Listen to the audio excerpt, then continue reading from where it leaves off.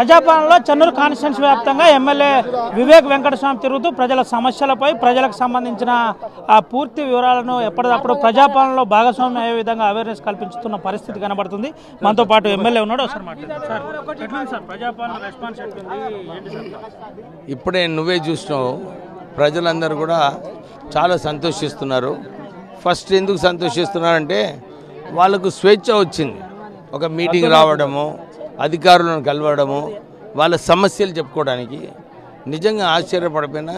ఏదైతే కొన్ని పెన్షన్స్ అవసరమో, హ్యాండిక్యాప్డ్ పెన్షన్స్, వాళ్ళు ఎన్ని సంవత్సరాల నుంచి గవర్నమెంట్ ఆఫీసర్స్ చుట్టూ తిరుగుతున్నారంటే నిజంగా చాలా బ్యాడ్ సిచ్యువేషన్ ఉన్నది.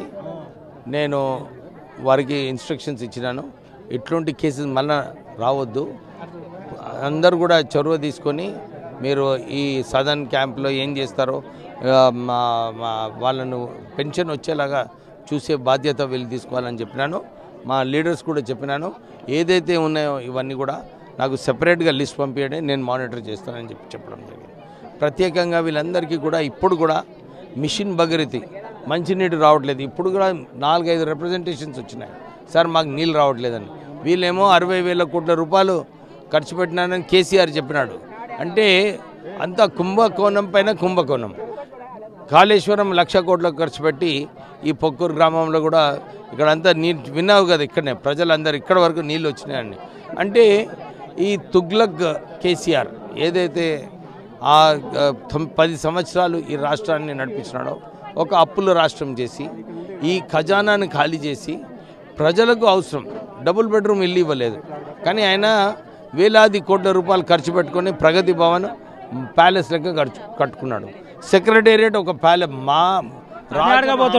అదే అడగబోతున్నా సార్. ఆ సెక్రటేరియట్ చూడగానే ఒక ప్యాలెస్ లాగా కనబడింది. నేను చూడగానే ఆశ్చర్యపోయినా. ప్రజలకు పూర్తి స్థాయిలో మర్చిపోయి దీంట్లో ఉందామని ఉన్న సమయంలో ఇప్పటికి రేవంత్ రెడ్డి ఉన్నాడండి. ఏంటి సార్ అంటే గదే ప్రజలు చూస్తున్నారు. ప్రజలకి అవసరాలు మొదలు పూర్తి చేసుకొని, ఇంతకుముందు మంచి సెక్రటేరియట్ ఉండే 4 లక్షల ఎంప్లాయీస్ కోసం, అది కూలగొట్టి అది కావాలని ఒకటి కట్టుకొని అన్ని చోట్ల కూడా ఇట్లనే ముఖ్యమంత్రి అప్పులు చేసి ఈ రాష్ట్ర ఖజాను ఖాళీ చేసినాడు. అదే పైసలు ఎక్కడైతే ఇట్లా కాళేశ్వరంలో ఒక్క బొట్టు నీళ్ళు లేని ప్రాజెక్టులో 1,00,000 కోట్ల రూపాయలు అంటే అందరికీ డబుల్ బెడ్రూమ్ ఇల్లు వస్తుండే, కానీ చేయలేదు. మిషన్ భగీరథ ఇంప్లిమెంట్ చేయలేదు. దాంట్లో చాలా లోపాలు ఉన్నాయి. నేను మొన్న రివ్యూ మీటింగ్ పెట్టినప్పుడు కూడా ఒక డిపార్ట్మెంట్కి ఇంకో డిపార్ట్మెంట్కి అసలు అర్థం అవ్వట్లేదు అక్కడ ఎట్లా ఈ మిషన్ భగీరథ ప్రాజెక్ట్ నడుస్తుందో.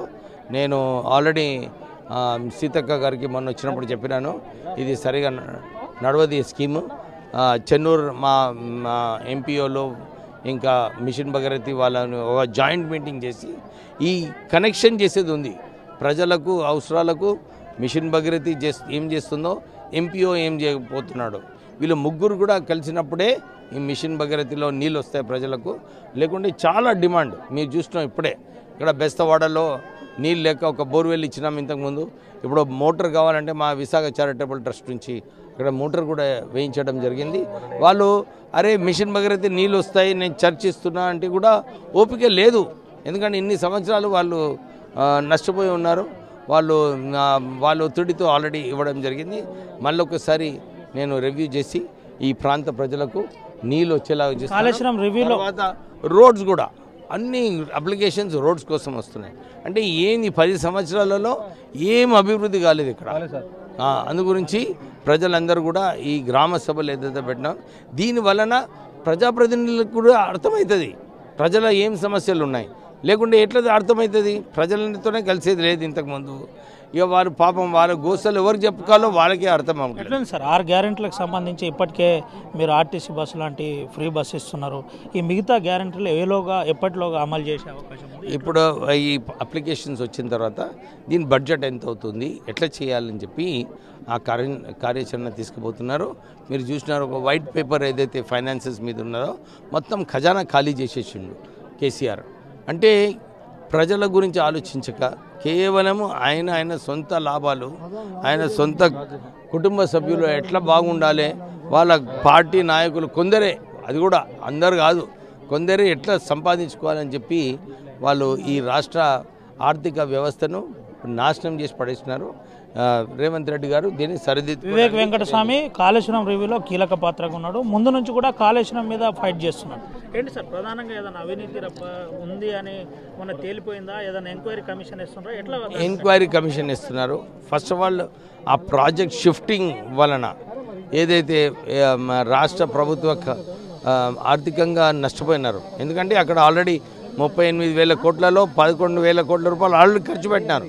27,000 కోట్లు ఖర్చు పెట్టినుంటే ఇప్పుడు ఆ ప్రాజెక్ట్ గ్రావిటీతో నుంచి వస్తుండే నీళ్ళు నెత్తి నుంచి కిందికి, ఇప్పుడు మా కింది కాళ్ళ నుంచి నెత్తికి నీళ్ళు తీసుకుపోతున్నాడు.